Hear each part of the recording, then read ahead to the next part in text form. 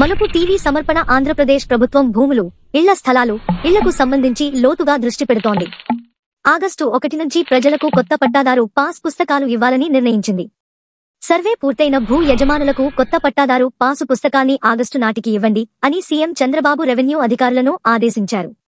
తొలి విడతగా 21,86,000 మందికి ముద్రణ పూర్తి చేసి పట్టాదారు పాసు పుస్తకాలు ఇవ్వాలని తెలిపారు. అందువల్ల ప్రజలు ఈ కొత్త పాస్ పుస్తకాలు తీసుకునేందుకు రెడీ అవ్వాలి. ఈ కొత్త పాస్ పుస్తకాలు టెక్నాలజీతో ఉంటాయి. ప్రతి పట్టాదారు పాసు పుస్తకంపై క్యూఆర్ కోడ్ ఉంటుంది. భూ యజమాని కోడ్ని స్కాన్ చేసి ఆధార్ కార్డు నంబర్ ఎంటర్ చేయాల్సి ఉంటుంది. వెంటనే భూ యజమాని భూమి వివరాలు వ్యక్తిగతంగా తెలుసుకునే వీలు ఉంటుంది. ఆధార్ కార్డుతోనే భూమి పూర్తి వివరాలు మొబైల్ స్క్రీన్పై కనిపిస్తాయి. తమ భూములు ఎక్కడెక్కడ ఉన్నాయో యజమానులకు తెలియాలి అని చంద్రబాబు రెవెన్యూ అధికారులకు స్పష్టం చేశారు.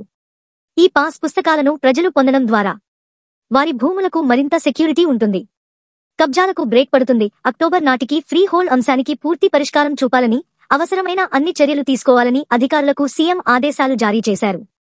ఇక్కడ ఫ్రీ హోల్డ్ అంటే ఒక ఆస్తికి సంబంధించి పూర్తి యాజమాన్య హక్కు అనుకోవాలి. అంటే ఇక్కడ యజమానికి భూమి, దానిపై ఉన్న నిర్మాణాలపై కూడా కంట్రోల్ లేని హక్కులు ఉంటాయి. లీజ్ జోడ్తో పోలిస్తే ఫ్రీహోల్డ్కి సమయ పరిమితి ఉండదు.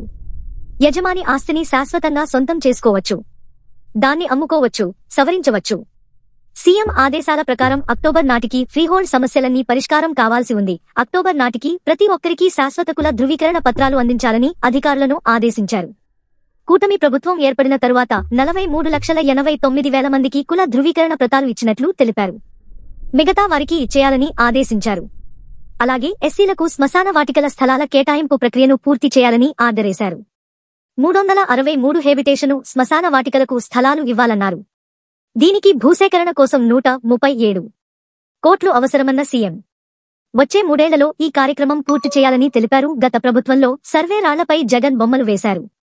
కూటమి ప్రభుత్వం 77.9 లక్షల సర్వే రాళ్లపై పేర్లు, బొమ్మల్ని తొలగించింది. మిగతా రాళ్లపైన తొలగించే ప్రక్రియ జరుగుతోంది. ఇకపై రెవెన్యూ అధికారులు నిరంతరం గ్రామాలు, ఊళ్లలో తిరుగుతూ ప్రజలతో సమన్వయం అవుతూ ఉంటారు. ప్రజలకు ఉండే సందేహాలను తీర్చుతారు. ముఖ్యంగా రెవెన్యూ అధికారులు భూ సమస్యలపై ఫోకస్ పెడతారు. ఈ అంశంపై సమీక్ష నిర్వహించిన చంద్రబాబు రెవెన్యూ సమస్యలు పెండింగ్లో ఉంటే ప్రభుత్వానికి చెడ్డ పేరు వస్తుందని, అదే సమస్యలు పరిష్కారం అయితే ప్రభుత్వానికి మంచి పేరు వస్తుందని చెప్పారు. వారసత్వంగా వచ్చే భూములను పంచుకునే విషయంలో 100 రూపాయలు చెల్లించి సక్సెషన్ చేసుకోవచ్చన్న సీఎం.